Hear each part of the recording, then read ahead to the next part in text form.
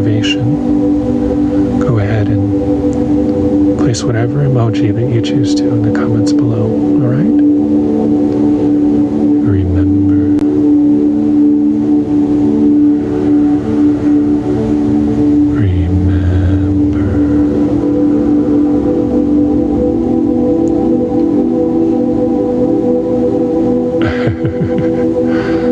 Love your sense of humor, Monkey Boy, and your raw intelligence. It's beautiful to behold. Remember. Look at all those creative emojis. That's awesome. Isn't it wonderful when we just give ourselves space to just express ourselves the way we choose to, and when others give us space to do the same. Lots of love to you too, Monkey Boy. Thank you. You as well. You as well. All right, let's get started. This is Time Master 11811. Bridge access activated. For Meow.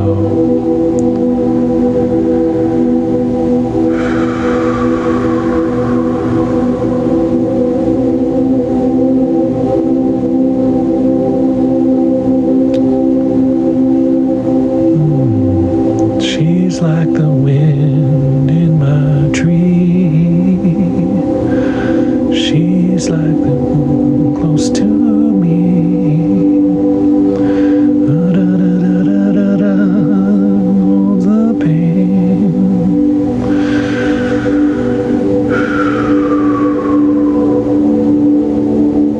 Doe, a deer, a female deer, ray, a drop of golden sun.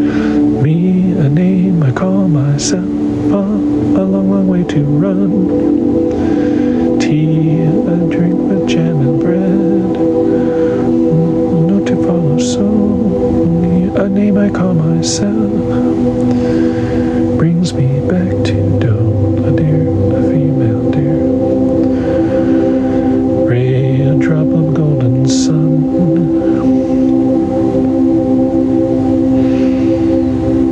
I come to the garden alone while the dew is still on the waters, and the voice I hear calling on my ear, the Son of God discloses.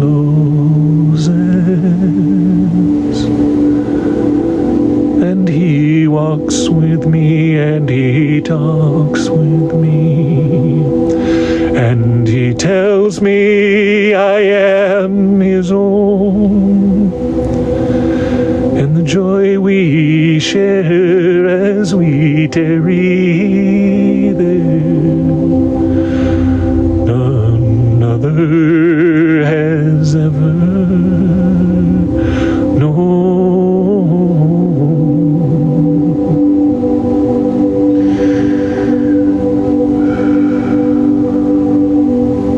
There are certain spaces and places where happiness is found, even in the seemingly programmed darkness.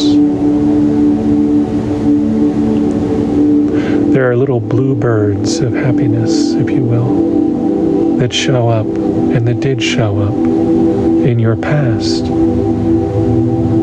Meow. When you remember, it comes to the surface that the light, even in spite of the darkness, even in addition to all the programming that you experienced, the light was always there inside of you, peeking out, showing you mirrors of yourself, bringing to the surface the memory of a garden,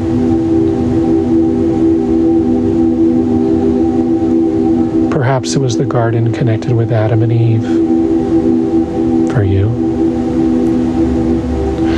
Regardless, and nevertheless, it doesn't really matter. But the garden vibration is an energy of growth. It's an energy of creation. It's an energy of cornucopia. It's an energy of being fed.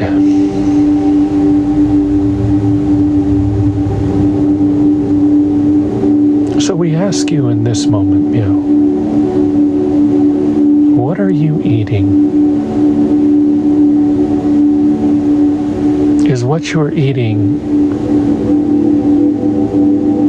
bringing you a sense of love for yourself? A feeling of love?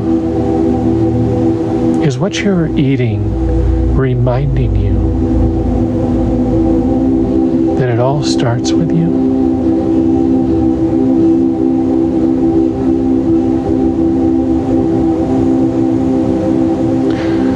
When you consume something,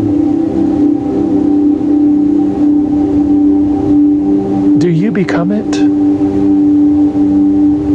Or does it become you?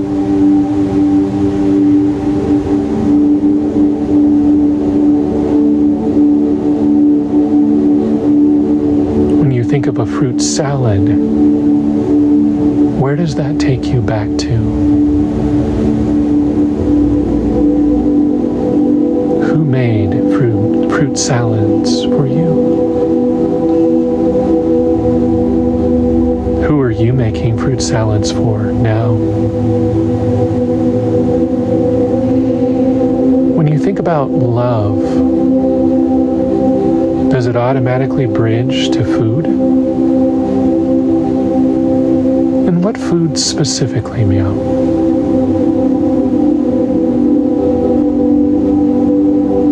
When you think about how far you've come, is there a part of you that recognizes that you're already here? Or are you still trying to connect some dots?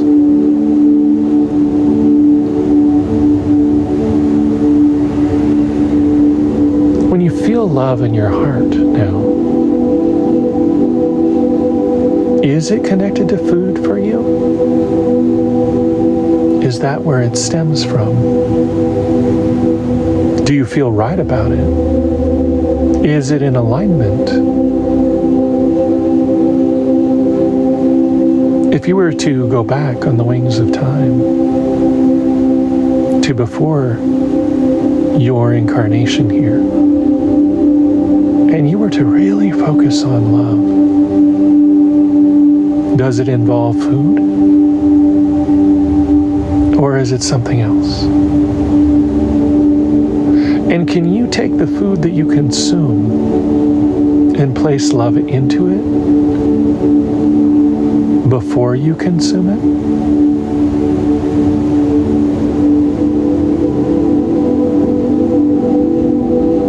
When you think about this now moment, what are you feeling? Ask yourself, perhaps, why you have created this now experience in your reality. What's so important about being here that everything else just fades away? Why did you create this moment? Is it important? Are you hearing truth spoken here?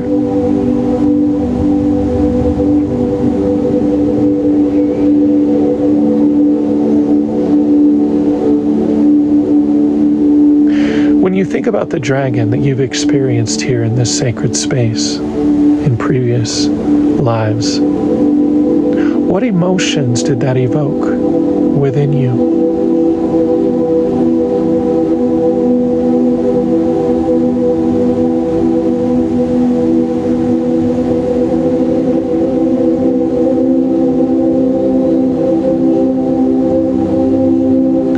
When you say that you do feel very lost, perhaps consider the reason why you do feel very lost is because you're thinking that you feel that way.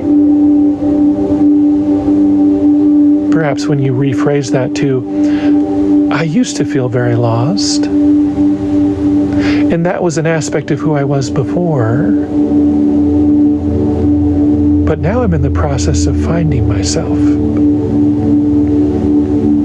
Now I'm in the process of already having found myself. Now I'm in the process of just being in the present moment and allowing everything else to just drift and fall away easily and effortlessly. Now, when you do say those things to yourself, are you not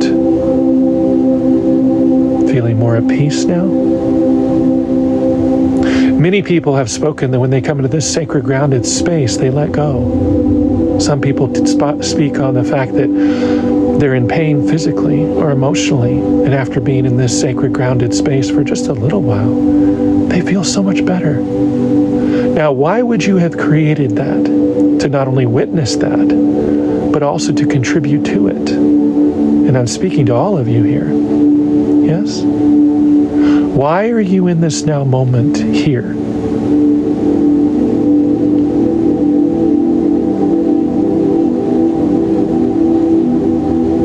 Does this make sense?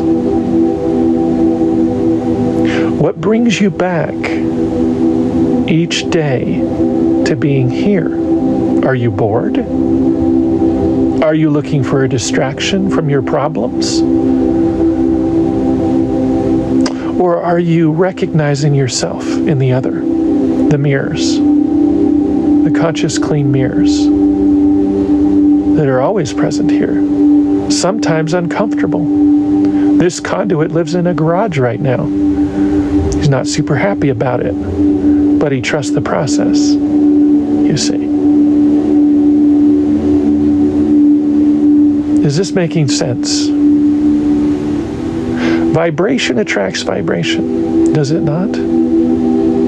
How many of us attracted narcissists and psychopathic energies early on in our lives, and even now in the process of letting those go, because we're realizing that we were hollow inside, right? That we were not experiencing inner peace, that we were in denial about the truth of who we are, that we were making excuses, right? Because we were in survival mode, and for good reason.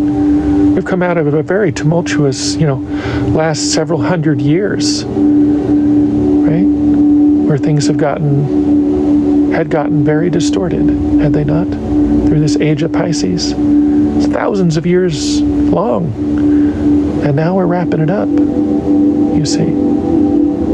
Are you being gentle on yourself? Meow. Right? Are you treating yourself the way that you treat others, with love and compassion? When you wake up in the morning and you have your cup of coffee or your favorite beverage, what are you thinking about at that time? What are you feeling at that time? You're creating the day for yourself, are you not? It's not all about positive joy, right? It's about feeling the rawness of who you are, the pain that you've endured, what you've gone through. But it's about sitting in it, feeling it, experiencing it, and then recognizing that you are the creator of it. And since you created it from a wounded space unconsciously, how much more can you create from a healed space? You see. So when you speak to yourself in negative ways, then you create more negative ways. You see. Does this make sense?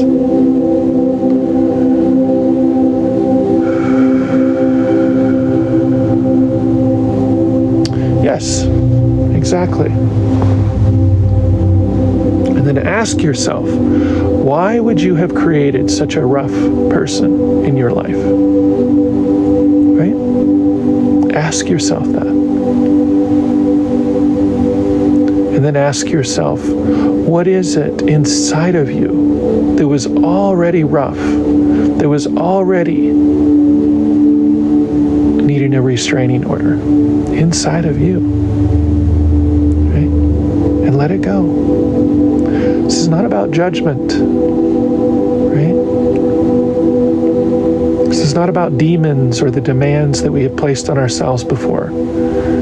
Remember, we're coming out of several thousand-year cycle right now, and we're letting go of that cycle, and it's a grieving process. When we've had very intense people in our space, it's because that was necessary at the time, okay?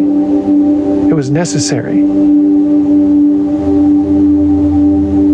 And say, well, Time Master, what do you mean it was necessary? That person abused me, that person da-da-da-da, emotional manipulation, all da-da-da-da-da. Yeah, but also, that person kept your focus and attention on what needed to be taken care of in the now moment.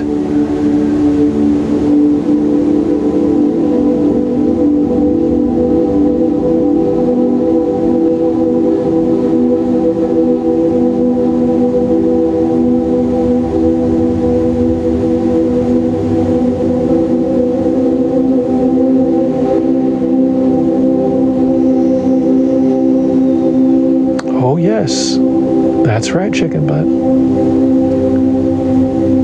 Yes, if we can't see something, then how in the world can we feel into what is right for us or not? Right? We're beginning to see now. We're in the process of seeing with new eyes, not from a place of judgment, but from a place of making choices that are in alignment with the true essence of who we are. Does this make sense?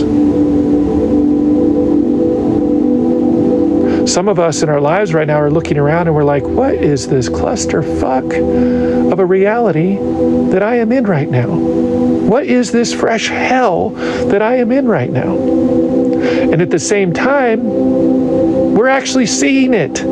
Ding, ding, ding. Before we weren't seeing it, you see. To see something is to be able to participate in it, to add influence to it, to breathe into it, to recognize its value and what it's taught us, and to thank it, and to thank those people energetically, right? For holding us in place for a period of time, right? For making us focus on them, so then we could learn how to focus on us, you see. There is beauty in all of this when we start to see, when we start to hear.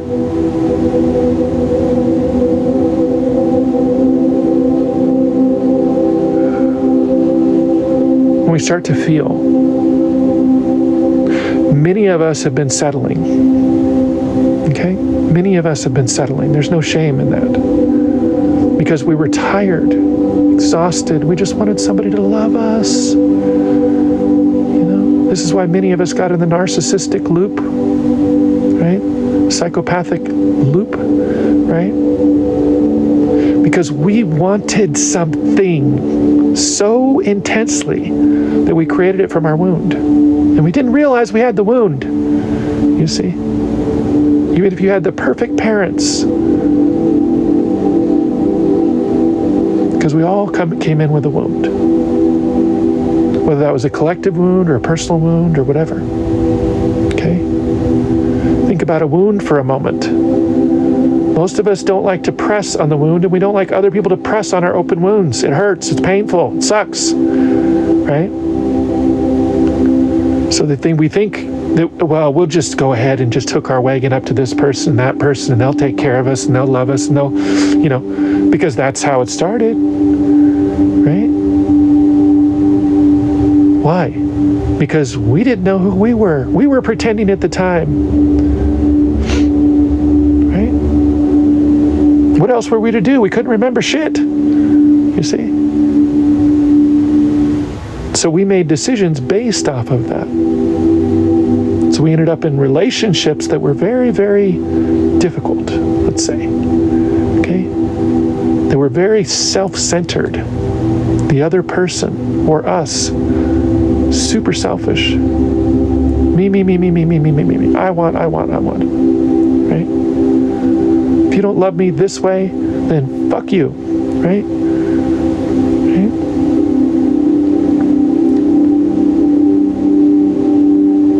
Oh, this person's got money, so I'm going to hook my wagon up to them, and I'll just, we'll just have a bunch of kids and all this, right? And then we realize that, holy shit, this is not a good person. This is a person that really, And it's not that they don't have the capability of being a good person, but they're stuck to their old programs. They rely on them, you see. And that's not your responsibility. Your responsibility is you, is it not? My responsibility is me, you see.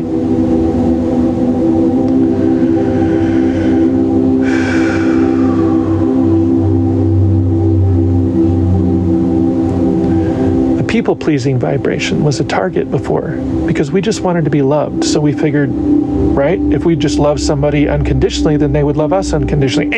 Wrong. Try again. Right? That's not the way it works. Because if we feel bad about ourselves, bad about being on this planet, bad about holding space, bad about right? Then we're going to offer everything to them and they're going to fucking take it. And then over years and years and years, we're just as empty as we were before we met them, you see. But now, we're starting a new cycle. We get to remember who we are. And eventually they get to remember who they are. But that is not our responsibility. Our responsibility is learning how to calm down our own central nervous system, balance ourselves, not have judgment towards ourselves or others. You did this to me, you did it. No. We all did this to ourselves, right? And some of it is for a higher purpose. Oftentimes, a lot of it is for a higher purpose. And that's the remembering part. This is Time Master 11811. Bridge access complete for Meow. For now, I am complete.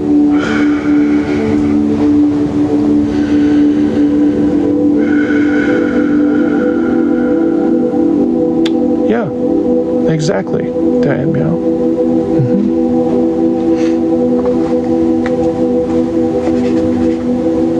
Because you needed to see that. You needed to see him do that so you could trust him, right? And he knew that you needed to see him do that. And his wounds, right? He's unconsciously creating from his wounds. So then eventually he became that person. But in truth, he was already that person, you see. You just didn't see it. We oftentimes see what we want to see in terms of the age of Pisces. Now, as we're seeding this beautiful golden age, we're starting to see the mirrors of our most authentic self. And sometimes that's fucking ugly. We don't like it, right? But at the same time, we get to transmute that energy. Does that make sense? Oh, beautiful, Meow.